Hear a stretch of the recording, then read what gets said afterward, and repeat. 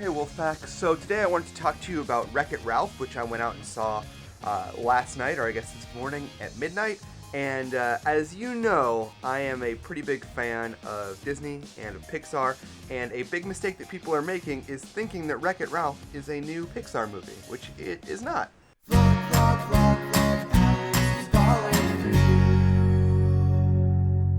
It is computer-generated animation, but it is not Pixar. It is actually Disney. You can see the motion of Disney towards this sort of Pixar model in the way that they presented the film, because they sort of let people think that it was Pixar, I think, even though they never explicitly said that.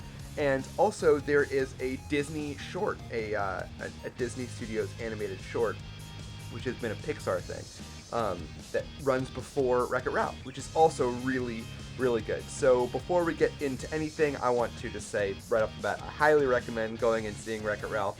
If you like Disney animated features, if you like video games, either of those, you will enjoy this movie. So for those of you who don't know anything about the movie, it is about a character named Wreck-It Ralph, who is the bad guy in an arcade game called Fix-It Felix Jr., and basically his job is to destroy a building, and Fix-It Felix fixes it.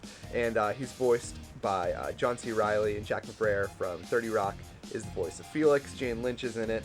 Alan Tudyk from Firefly is in it. Sarah Silverman is in it. All of these people doing great jobs of voicing different characters in these different games. Ralph is sick of not being appreciated in his world, and he decides to jump games and go in search of glory, so people will accept him for the heart of gold that he has. And what's cool about this is that it is a little bit like, it's a movie that sort of follows in the footsteps of a movie like Toy Story, where you have things that you don't think are alive coming to life, and then them having their own sort of adventures, and you identifying with these characters, these things that shouldn't actually be. What was really cool about this movie that I really liked were the amount of references, inside jokes they were able to include. Everything from Pac-Man to Mario Brothers to Street Fighter 2. There was a lot of stuff, and I'm not going to ruin it by telling you exactly what it is, because a lot of the fun of going and seeing this movie is just kind of experiencing it as it happens. But I will tell you that I laughed out loud a lot, like actually out loud a lot in this movie, and I just thought it had a lot of heart.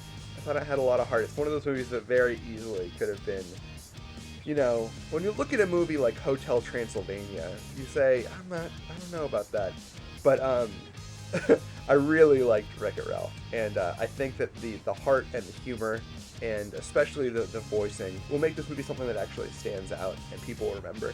It's not a Pixar movie, so don't go in expecting a Pixar movie, but it is, I would say it's definitely like at least as good as Tangled. So if you like Tangled, which is sort of in the same vein a little bit, in the same company, then you'll probably enjoy Wreck-It Ralph. It's definitely something that all sorts of people can enjoy. Even if you don't like video games, I think that you'll enjoy it. And if you do like video games, it gives you a lot to latch on to. And the reason that I'm talking about that today is because it opens today, so probably most of you have not seen it yet. So if you are going to see it, or you have seen it, let me know what you think about it in the comments. And while you're down there, why don't you let me know what your favorite video game is, because I'm not a huge gamer. I'm not super into gaming. I'm not nearly as into gaming as like Jason or Luke are, but I have my favorites, and I'm curious to see what games really speak to you guys. What are your favorite games to play?